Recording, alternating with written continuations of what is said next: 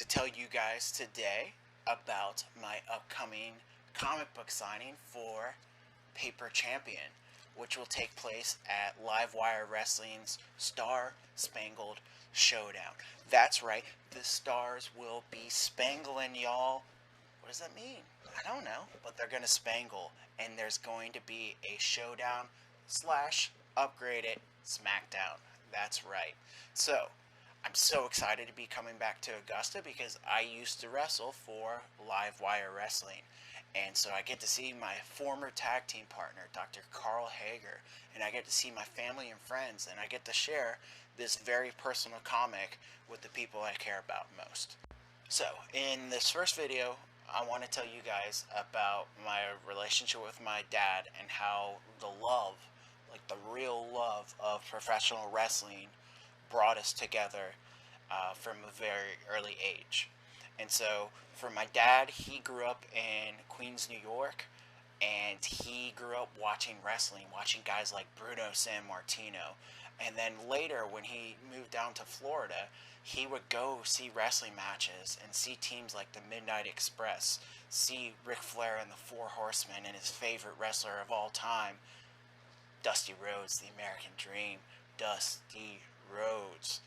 And so when I grew up, I would hear these stories about my dad going to professional wrestling. And we started watching WWF together. And it wasn't a long time before I started wanting to wrestle myself. Now, I'm 5 years old. I can't wrestle. That's illegal, right? You can't do that. Maybe you can. Maybe there's videos on the internet. Who knows? But I couldn't wrestle.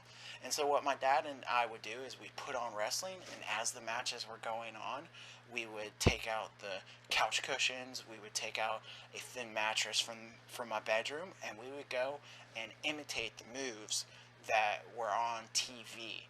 And every so often, of course, my mom would come into the room and kind of heckle us a little bit because she was loving and caring, and we'd have to stop. But then once my mom went around that corner, no worries, we were back to wrestling again. And so I found out, like from age 5 to 8 to 10, even 13, that no matter what was going on in our lives, we could always sit down, watch wrestling, and then you know what? Do the wrestling moves together and really bond. I think another reason that wrestling was so important to me was my dad never really opened up. He wasn't a super expressive guy. I'd ask him how his day went at work, and he would be like, fine. And then he'd go watch TV or paint some pictures on the computer.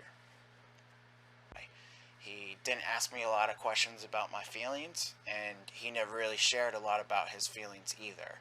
And so what I found growing up is that if I wanted to connect with my dad, I had to do things such as go fishing, play baseball, and watch wrestling and do the moves together. And so I built this kind of, rituals that defined my relationship with my father, and I continued them. And I think in a lot of ways, that's the reason why I became a professional wrestler, because I was so used to wrestling for fun on couches and mattresses while we watched TV, that once he passed away and was gone, I had kind of like no other choice but just to keep doing that, or to find a way to do that. And so next time, in our next video, we'll be talking a little bit about how I decided to become a professional wrestler and how that helped me grieve my father's death in a way that I probably never realized before. Thanks.